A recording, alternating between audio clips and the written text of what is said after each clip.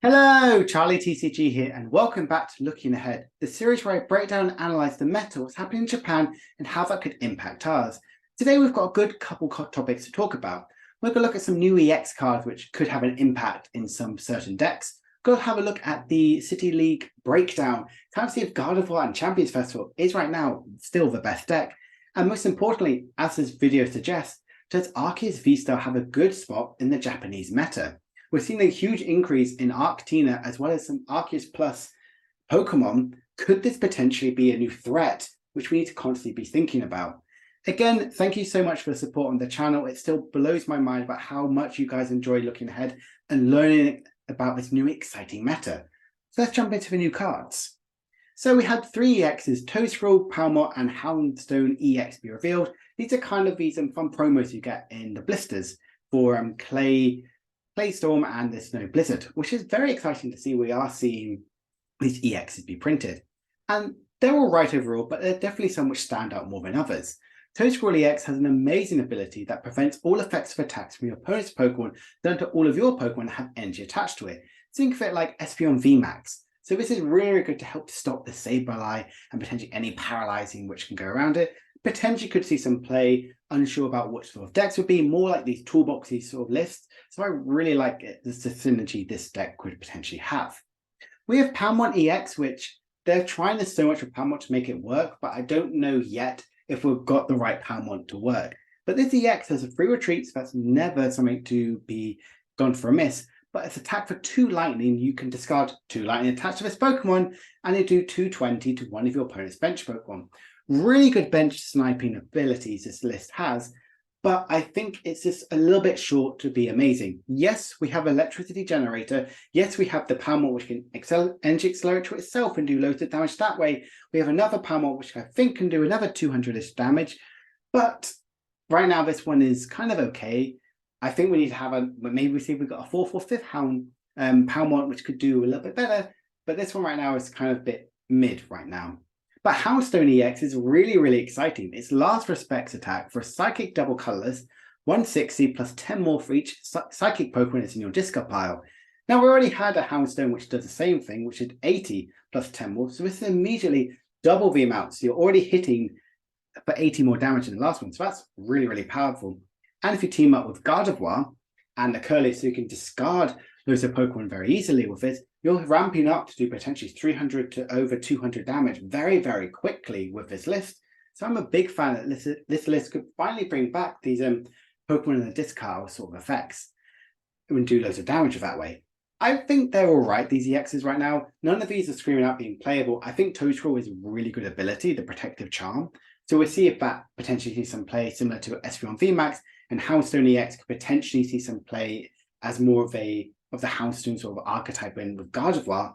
So we're just going to see how these sort of work. We don't know when these cards could potentially be released yet. So right now it's all TBC to when we will get to see them in action. So let's have a look at the top 8, the meta game which happened in the City League. And we've already seen the shift and change where Lugia is now the same position as how Gardevoir EX is.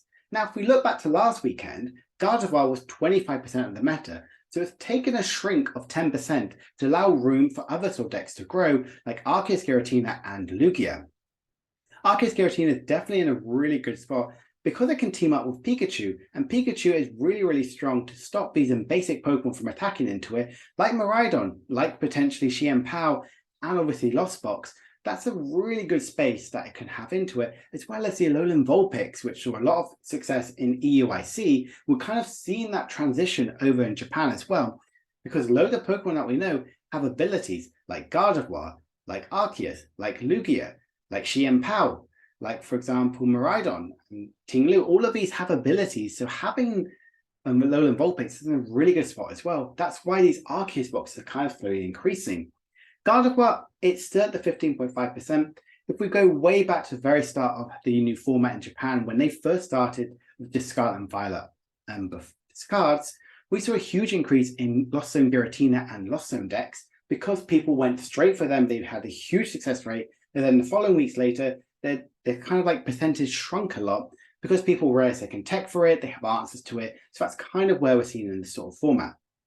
Another big surprise in this sort of list is we've seen a huge decrease in Miraidon EX. It did get a couple wins. I think it got 2 wins, which is still very impressive for Miraidon, but it's falling down by the wayside a little bit.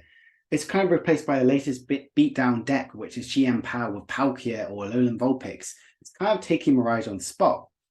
So Miraidon doesn't really have its good enough spot right now. It didn't gain a load of new cards from the latest set, so it's kind of falling a little bit by the wayside, and similar sort of percentage-wise like Mew.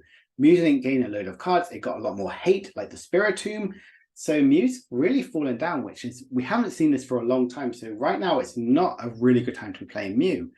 And if we see the other sort of format, we are seeing Lost Zone combined is 20%. So it is, if you combine them, the highest placing decks in the metagame in the top 8 shareage. But they didn't gain so many super new cards. So that's kind of why they're falling down a little bit as well. Whereas cards like Lugia, Giratina, as well as Gardevoir gained more cards. That's why the percentage is much higher. So we're going to see how this evolves in next week when people start to understand the cards a bit more.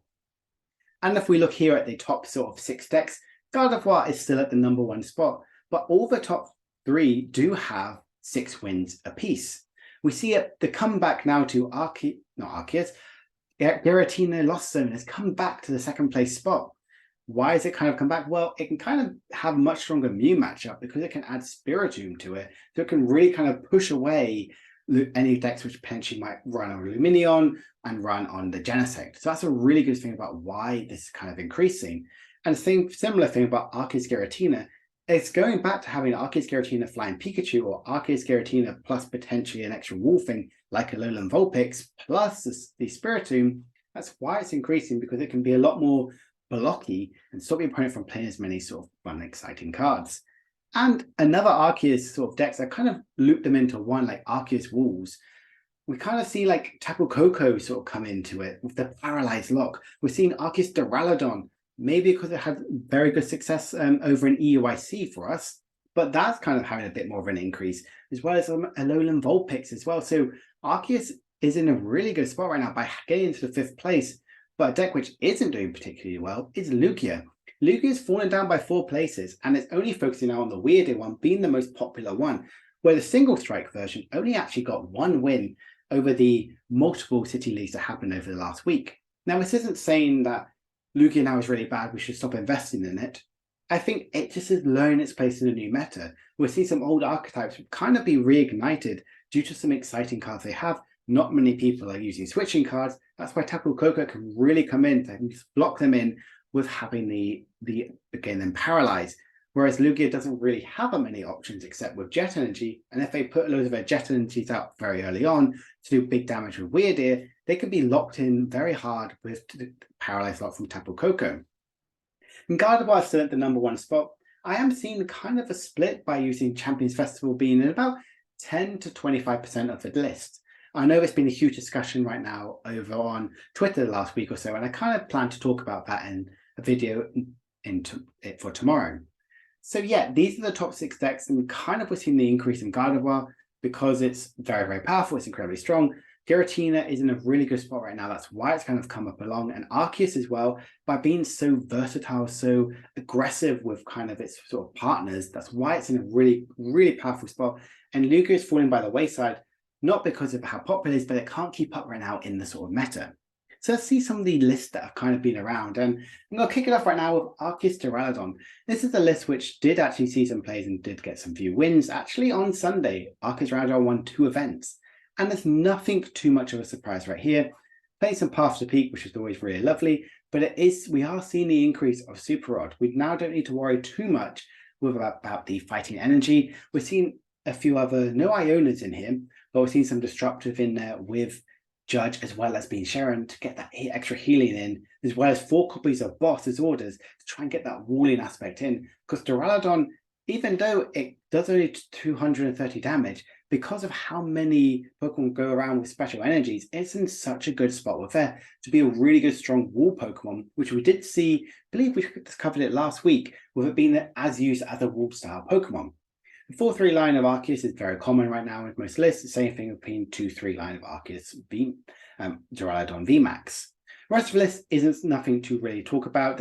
It's very similar to what we've kind of been seeing, but I wanted to showcase that Arceus is kind of being in there We've also seen Arceus Tapu Koko being around there, because this is a really interesting version because it plays a 2-2 split of both Tapu Koko as well as Flying Pikachu. Flying Pikachu is really good to stop the basic Pokemon around there attacking, and Tapu Koko is really good to kind of chip away a little bit of damage, but get a Pokemon paralyzed so it could potentially guarantee a KO next turn. And the rest of it is very much a common destructive sort of card. 3 copies of Path to the Peak, 4 copies of Iona, and 4 copies of Boss's Orders, and even 3 copies of Judge. This is trying to be as destructive as possible to limit your opponent from using any sort of aspect into it. So if they kind of take away of the game and be very much ahead, you can use Iona to slow them down. Or if you get a good lock sort of going in with Pikachu and Tapu Koko, you can recycle Judges to kind of really stop them from getting anything set up at all. I really think this is a very exciting list, and I'm very excited to see how Tapu Koko really develops in this meta. With not having many switching outs, Tapu Koko could finally see some shine. This is an also not a flying Pikachu version of Arceus Tina. This is just the generic Arceus Tina, but it does play the new Squawk ability, so it can use that new sort of draw ability, which we're seeing what Pokemon are trying out with. And we also see the classic Radiant Gardevoir to make your Pokemon have a lot more higher HP from Vs, and the 1 copy of Spiritomb. Really, really good in the Mew matchup. Really trying to stop them from any of the setup at all. Because the Spiritomb could be on the bench, it doesn't have to be in the active spot. I think this is a really good inclusion in the list. With not many, only way it can get shut off is through Team Lou right now, really. So it's in an amazing spot by not really relying too much on the path to the peak lock, which this list does play 4 of. The rest of it, again, very simple. We're seeing 2 copies of Iona, 2 copies of Judge. So one thing that's very common in these Arceus lists we're seeing is they're very destructive with the hand disruption. Something which I very much am keen to see, that Arceus is trying to get this threat board out state, but then not let your opponent set up by using Iona and Judge to really limit their options. Again, nothing too much to really talk about with this Arceus Giratina list. Very, very standard list overall. And the final Arceus list we're going to see is this second place list, this Arceus Wall list. We are seeing the 2-2 line of Flying Pikachu, but we're seeing the 2-2 line of Alolan Vulpix. This obviously saw a huge amount of play in EOIC by winning the event over there by Alex Szymanski. So I'd like to see that we're seeing kind of our format feed into Japan, because Alolan Vulpix is in such a good position. So many Pokemon have abilities right now which are the main sort of focus point. So Alolan Vulpix really slots in nicely. And the rest of it is also pretty nice. I do like the 1 copy of Lost City, really can help stop kind of any threats that could be around. For example, if you're running against a Mew list, you kind of remove some of their Mews out there, or potentially even in these Regis, because Regis is coming out, kind of like blocking them in there with your Pikachu and then having Lost City out and play, kind of like limits them. If you just KO one of their Regirocks and the other one's prized and they can't access it, that's in a really good situation to make them a lot slower in their list, as well as playing Spiritomb again to slow down the opponent from them not playing any of their Genesects or any of their Luminions. Again, Disruptor supported 3 copies of Iona, 2 copies of Judge. You try and be as disruptive as possible. Same thing with 3 copies of Boss's Orders as well, and 1 copy of Avery. So it's good to kind of bounce potentially the opponent's path to the peak, limit their bench size to 3, and then put down path to peak again to try and slow them down that way. I think this is a really good summation about why Arceus is really good, because it's still so versatile.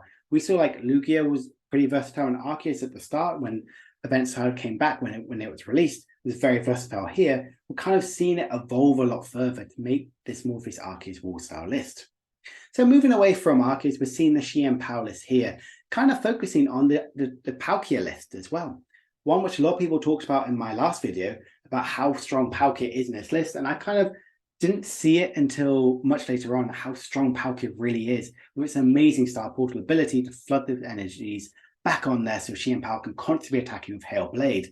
And we also play here, we can see a copy of Kyogre, do that big 180 damage to anything on the board state if you discard some energies. The rest of it is very sort of simple. We do play a 1 copy of Roxanne, it seems the player did, and it even plays Gift Energy. I kind of like Gift Energy in here because you're always going to be discarding the water energies. Having this attached to potentially any of your Pokemon out there which gets knocked out, it can immediately draw you back up to 7, or potentially your opponent goes for another target. So you could have like a fresh Chien-Pao or potentially a Palkia for next turn, because your opponent is limiting by attacking into it because they don't want to give you that advantage of drawing extra cards.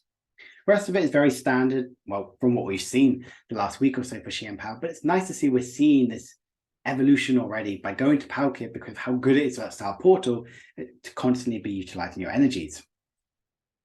Another thing I haven't talked about for a little bit is Lugia and Weird Ear, so I'm kind of nice to talk about this again. There isn't too much of big sort of changes, but we are seeing this Luxray.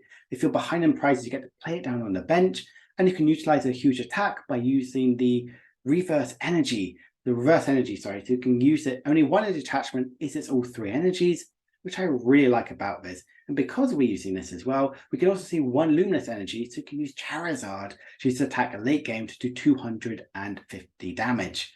Because this plays a high count of Snorlax, we can see the therapy energy, so you can constantly be attacking again and again and again with your Snorlax, because you won't be worried about falling asleep and flipping to see if you can attack it next turn. Rest of it, very standard. The item search is obviously Capturing Aroma. Stadium count is 2 Mesagoza and 2 Collapse Stadium. Collapse Stadium can bump away the Luminion, so you don't need to worry about attacking with that again. And obviously the Barnet and Zinnia's Resolve as your way to kind of your pseudo battle compressors. You can constantly get the turn 2 attack with Summoning Star with Lugia. And obviously the Weird Ear, you want to flood the board state early on by attacking with your single prizer like Snorlax or potentially Lugia as your 2 prize attacker, but then late game you'll be attacking with Weird Ear later on. But because you have Charizard, you have that late game option available to you. So I really like this list overall for Lugia. And also, like I said, we saw an increase of Giratina. What does a Lothern Giratina look like? Well, it's exactly how you would think about it, what we could play right now in standard format, except you obviously play Super Rod, Jet Energy, and Spiritomb. Spiritomb really pushes your Mew matchup to be a lot stronger, where you can kind of take away the Drapion and add in the Spiritomb. Because you can now add the Spiritomb, you can be more disruptive to other decks which may not be affected by it, and it kind of increases your Mew matchup just a little bit, which can be really, really detrimental to your game plan. This list also is very more aggressive by playing 3 copies of Path to the Peak. Yes, it does stop your Greninja sort of plays, but if you can kind of get all the set up by playing your High Counts of Switch, your Colruses, potentially even your Giratinas and your Comfeys, you don't need to worry too much about the Greninja, and you can mainly just use that as an attacker. So I like this list as well. This is very focused on trying to combat the Mew matchup as much as possible. Like if you KO Spiritomb, you now have Path to the Peak to deal with. So I like that, and the Lost Vacuum, so you can try and get to your Mirage Gate or potentially your Star Requiem as quickly as possible. Lothern Giratina could potentially go back into it. I know right now in our format, it's not a good sort of situation at all to play, but we could see the return of it in the Japanese meta. And this is the Gardevoir EX list I did want to talk about near the end, because it does play the 1 copy of Champions Festival, and this was in fact a winning list. We can see it does play the Mirage Step Curlier. Now, I think in my sort of testing and kind of thinking about it, the Mirage Step Curlier works a lot better in this format. It's a tiny bit slower. Gardevoir can afford to be a bit slower because you can play Champions Festival, because you have Iona, you have ways to really come back to do a lot more damage into it. Now, we don't here play the Drifloon. We're mainly using the Champions Festival so you can add that extra energy attachment with Gardevoir or potentially even Zacian, because we're not seeing the reversal energy in here at all. So it's very different. We are seeing this Champions Festival, which is the elusive card, which everyone is wanting to talk about right now because of how expensive it is. And especially in Japan, like you're forking between $5,000 to $1,000 over there. So it's much more limited and much more harder to get hold of over there. But overall, very, very nice list to see of Gardevoir. This was one of the 6 ones that did win. We do see the Mimikyu here, which can slow down the opponent a little bit by kind of putting a wall out there. That's why I like the Klefki, so you can really heal your potential Gardevoirs and your Zacians. So I really like that overall. And to close this all up, I thought I would finish off with a fun list here. Dondozo did get a fun top 8 placement. Because of the squawk ability, it can really help by getting rid of your Tatsugiri and to get that the acceleration as quickly as possible. And with Raihan, Fire Energy and Radiant Charizard, you have the late game attacker, and you can use energy attachments to it because they do cost a colorless energy. And if you add the new Cape of Toughness reprint, also Dondozo has an additional 50 HP.